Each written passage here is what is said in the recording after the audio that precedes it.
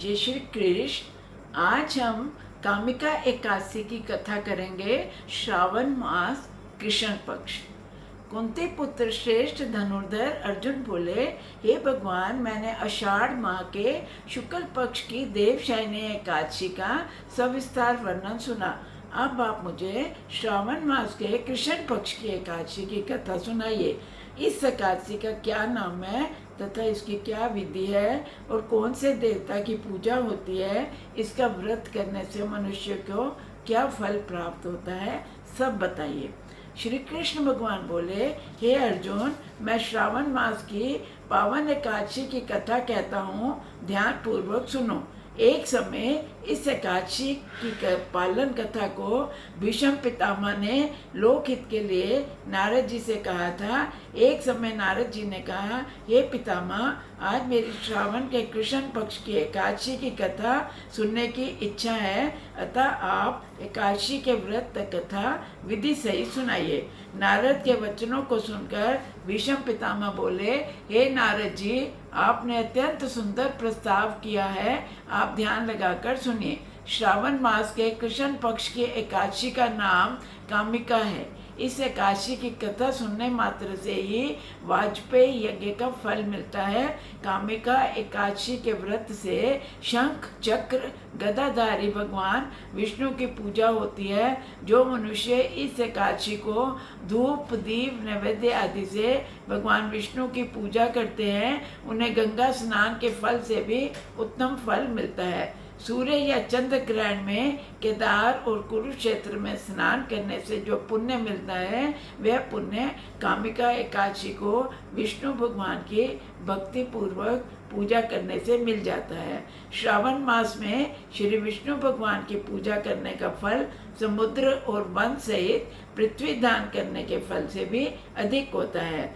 व्यतिपात में गंडकी नदी में स्नान करने से जो फल मिलता है, वह फल भगवान की पूजा करने से मिलता है। संसार में भगवान की पूजा का फल सबसे अधिक है, अतः भक्ति पूर्वक भगवान की पूजा न बन सके तो श्रावण मास के कृष्ण पक्ष की कामिका एकादशी का व्रत अवश्य करना चाहिए। आभूषणों से युक्त बछड़ा सहित गोदान करने से जो फल मिलता है, वह कामिका एकादशी व्रत के फल से मिल जाता है। जो उत्तम द्विज श्रावण मास के कृष्ण पक्ष की कामिका एकादशी का व्रत करते हैं, वे श्री विष्णु भगवान की पूजा करते हैं। उससे समस्त देव नाम किन्नर पितृ आदि की पूजा हो जाती है। इसलिए पाप से डरने वाले व्यक्तियों को विधि विधान से इस व्रत को करना चाहिए। संसार सागर तथा पापों में फंसे हुए मनुष्य को इनसे छूटने के लिए कामिका एकादशी का व्रत करना चाहिए। कामिका एकादशी के व्रत से समस्त पाप नष्ट हो जाते हैं। संसार में इससे अधिक पापों को नष्ट करने वाला कोई और उपाय नहीं है। हे नारद जी, स्वयं भगवान ने अपने मुख से कहा है कि मनुष्यों को अध्यात्म विद्या से जो फल मिलता है, उससे अधिक फल कामिका एकादशी का व्रत करने से मिल जाता है। इस व्रत के करने से मनुष्य को ना यमराज के दर्शन होते हैं और ना ही नरक के दुख भोगने पड़ते हैं। वह स्वयं का अधिकारी बन जाता है। जो लोग इस दिन तुलसी दल से भक्ति पूर्वक श्री विष्णु भगवान की पूजा करते हैं, वे इस संसार सागर में रहते हुए भी इस प्रकार से अलग रहते हैं। जिस प्रकार कमल पुष्प जल में रहता हुआ भी जल से अलग रहता है। भगवान की तुलसी दल से पूजा करने का फल एक बार स्वर्ण और 4 भार चांदी के दान के फल के बराबर है।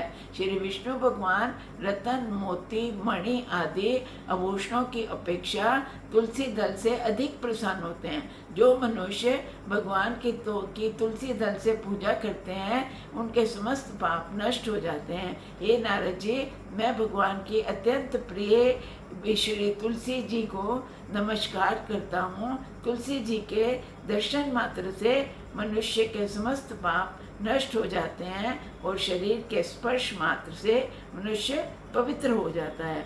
तुलसी दल की जल से स्नान कराने से मनुष्य के समस्त यम यातनाएं नष्ट हो जाते हैं। जो मनुष्य तुलसी जी को भक्ति पूर्वक भगवान के चरण कमलों में अर्पित करता है उसे मुक्ति मिलती है। जो मनुष्य इस कामिका एकादशी की रात्रि को जागरण करते हैं और दीप दान करते हैं, उनके पुण्यों को लिखने के लिए तो चित्रगुप्त भी असमर्थ हैं।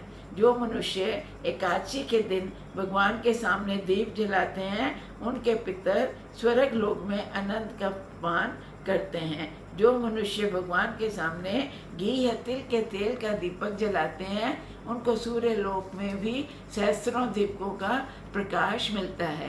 प्रत्येक मनुष्य को कामिका एकादशी का व्रत अवश्य करना चाहिए। इस व्रत के करने से ब्रह्म हत्या आदि के समस्त पाप नष्ट हो जाते हैं और इस लोक में सुख भोग कर अंत में वह विष्णु लोक को जाते हैं। इस कामिका एकादशी के महात्म के श्रवण व पठन से मनुष्य स्वर्ग लोक को जाते हैं। अब इस कथा का क्या सार है ये सुनिए।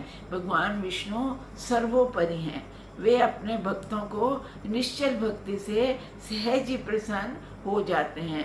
तुलसी जी भगवान विष्णु के प्रिय हैं।